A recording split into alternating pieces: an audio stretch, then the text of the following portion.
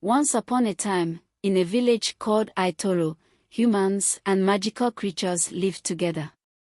In this village, there was a girl named Omolara. She was very beautiful, kind, and gentle. The villagers admired her beauty and kindness. Many men wanted to marry her and would say, "Omolara, you are so lovely. Will you marry me?" But Omolara always smiled and said, "Thank you, but I am not ready." Every day, Omolara went to the market to sell fruits and vegetables. Her goods were the best, and people loved to buy from her. However, no one knew where she lived. She always came early and left before dark, keeping her home a secret. The villagers often whispered, "Where does Omolara go? Where does she live?" But Omolara never told anyone. One day, a handsome man named Akin came to the market. When he saw Omolara, he was amazed by her beauty. He walked up to her and said, "Hello, my name is Akin. What is your name?" Omolara smiled and replied, "I am Omolara. How can I help you?" Akin was happy to talk to her. He bought some fruits and stayed to chat. He visited the market every day just to see Omolara. They became friends, and Akin felt like he was falling in love. One evening, as the market was closing, Akin noticed it was late. He offered to walk Omolara home, saying, "It is not safe to go alone in the dark." Omolara hesitated, but Akin insisted. She agreed, and they walked together. As they walked, the sky grew dark and the air became cold. Suddenly, Akin felt a cold hand touch his back. He turned around, but no one was there. He felt scared. Omolara, however, seemed calm. Akin stopped and said, "Omolara, I think I should go back. It is too dark." Omolara smiled gently and said, "It is okay, Akin. You can go back if you are scared." Akin, with fear in his eyes, nodded and ran back to the village. From that day, Akin never came to see Omolara again. Omolara missed him but continued her peaceful life. The villagers wondered why Akin stopped visiting but never knew the truth. Omolara had a secret: she was not just a normal girl. She came from the magical marine world. Her family lived in the water and had the power to change forms, but Omolara was the only one who could always look human. Her parents warned her, "Omolara, you must not marry a human. Our worlds are too different." They were very protective of her. When Akin started visiting Omolara, her parents worried. They wanted to keep him away, so they used magic to scare him. The cold hand that touched Akin was their doing. Omolara felt sad. She liked Akin and wanted to be free to make her own choices. She did not want to live under her family's rules. So, she made a big decision. She chose to leave her family and live as a human in Ayetoro village. She went to her family and said, "I love you, but I want to live my own life." Her parents were sad but warned her, "Be careful, Omolara. The world outside can be harsh." With a heavy heart, Omolara left the marine world forever. She continued selling her goods in the market, keeping her past a secret.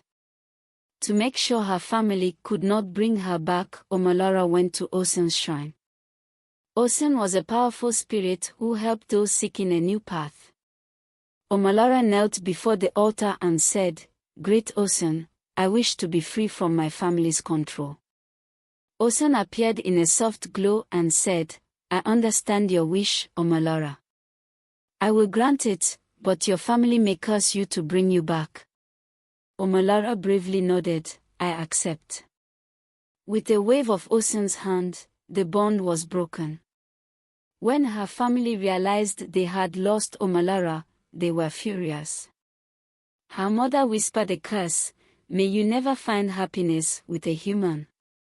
Even with the curse, Omolara stayed strong and continued her life in the village, hoping for love and happiness. One day, a merchant named Aramu came to Ayetoro. He sold beautiful fabrics and was friendly. When he saw Omolara, he was captivated. "Who is this lovely girl?" he wondered. He introduced himself, and they became friends. After some time, Aramu asked Omolara to marry him. She felt hopeful and agreed to meet his family. However, when they arrived, Aramu's mother frowned. She had heard rumors about Omolara's past. "She is beautiful, but something is not right about her," she thought. After talking to Omolara, Aramu's mother shook her head and said, "I do not trust this girl. She is not suitable for our family." Aramu, though heartbroken, obeyed his mother and told Omolara, "I am sorry.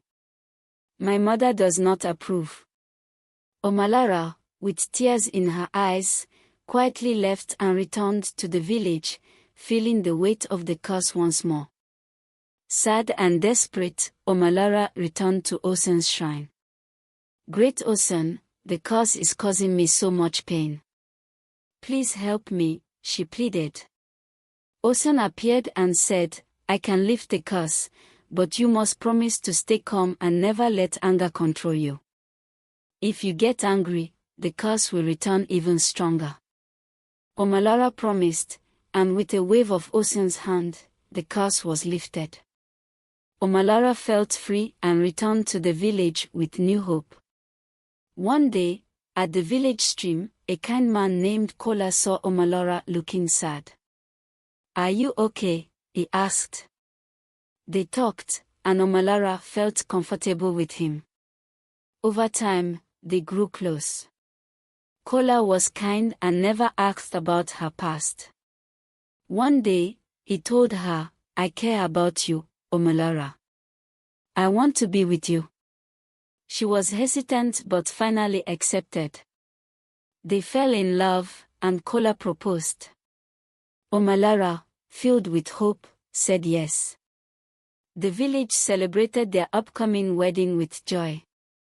On their wedding night, something strange happened.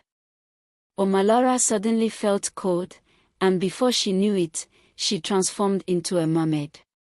Kola was terrified and ran out of the house, shouting for help. The villagers gathered and saw the mermaid.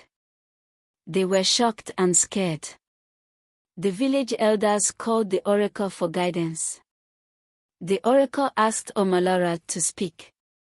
She explained her story and the curse. The villagers listened with sympathy. Then, the oracle turned to Kola and asked, "Do you have anything to say?" With shame, Kola admitted, "I wanted to use Omolara for wealth. I planned to take her money and leave." The villagers gasped in shock.